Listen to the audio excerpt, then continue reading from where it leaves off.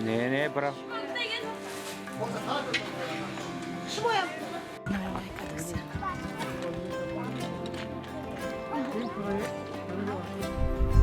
Мы находимся в Зафарабаде на ферме у Джеффа Дилана. И сегодня мы узнаем, как живет австралийский Джамшед со своей большой семьей. И как так получается, что его козы такие же воспитанные, как и его дети.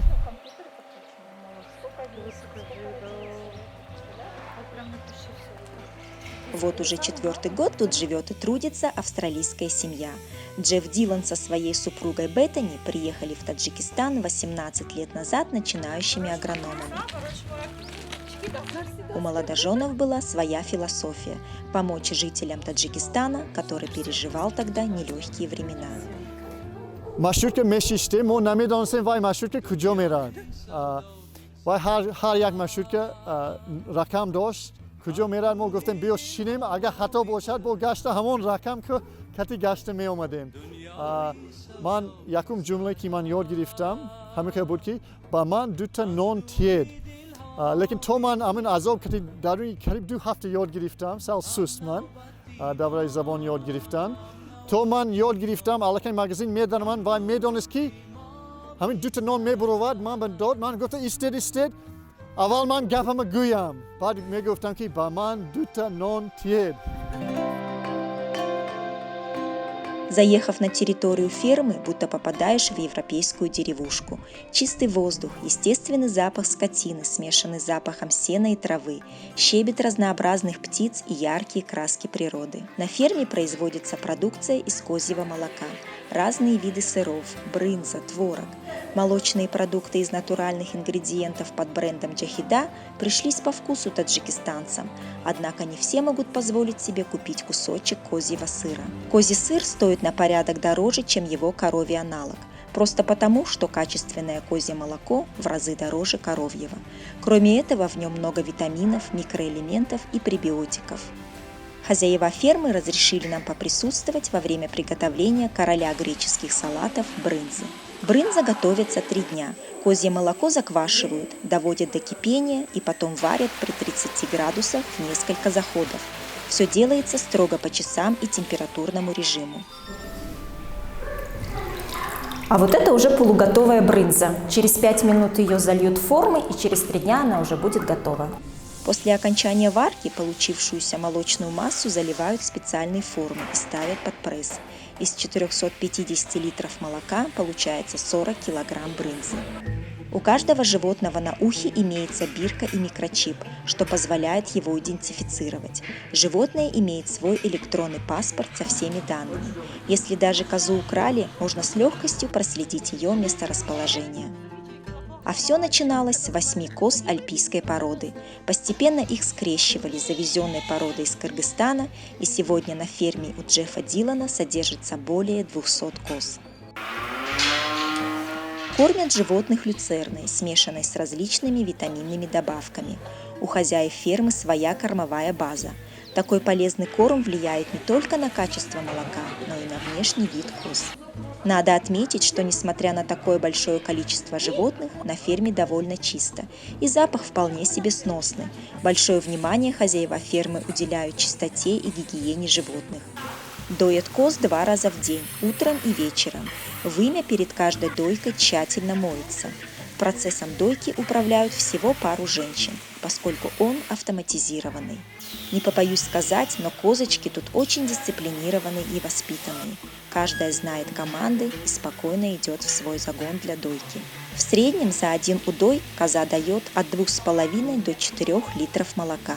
Ну а если дисплей показывает цифры меньше нормы, то значит нужно искать причины. Возможно, коз не докармливают или же корм не такой питательный. Но от общения с козлятками тут можно получить массу позитива и положительных эмоций. Козляток балуют, кормят из бутылочки молоком тех, кто не добирает в весе. Видно, что хозяева вкладывают в свое дело много труда и усилий, любви и заботы. В планах Джеффа начать производство продукции из коровьего молока, что будет гораздо дешевле для местных жителей. Уже завезены молочные породы коров. Вы только посмотрите на их размеры. Для дойки коров будут использованы вот такие специальные стойла, которые позволят сделать процесс комфортным и продуктивным. این ستانک برای یادم کردن هم ترازو دارد هم برای سونی بادار کردن گو برای دیدن دکو که همون مثل وای خمیل دور می یا یگان دارو کردن این به خطری. Возможно, всего этого могло бы и не быть, если бы небольшая дружба. Назар Ако и его семья стали для Диланов не только партнерами, но и родными людьми. В самые сложные времена, когда Джеффу хотелось все бросить и уехать назад в Австралию, Назар был рядом и в горе, и в радости. В этой большой интернациональной семье разговаривают и на таджикском, и на английском.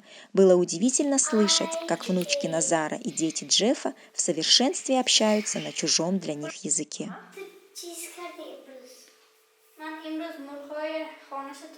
У Джеффа и Беттани 7 детей.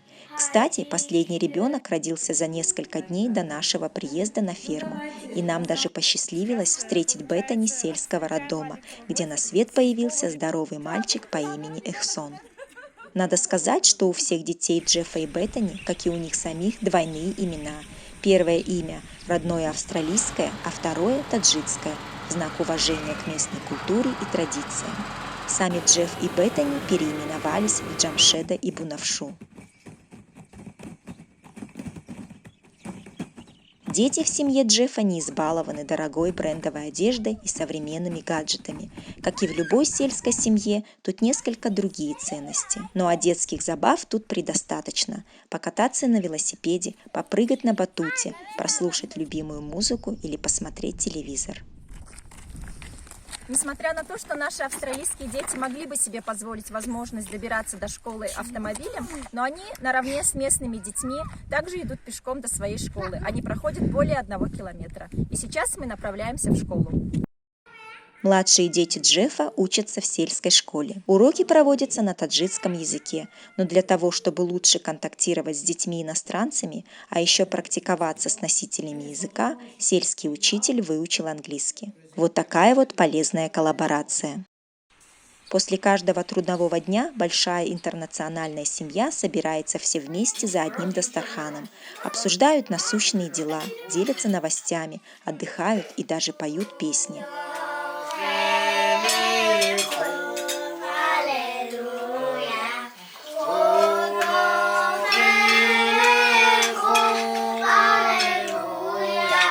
Прожив 2 дня в этой большой гостеприимной семье, мы наглядно лицезрели один из золотых постулатов жизни.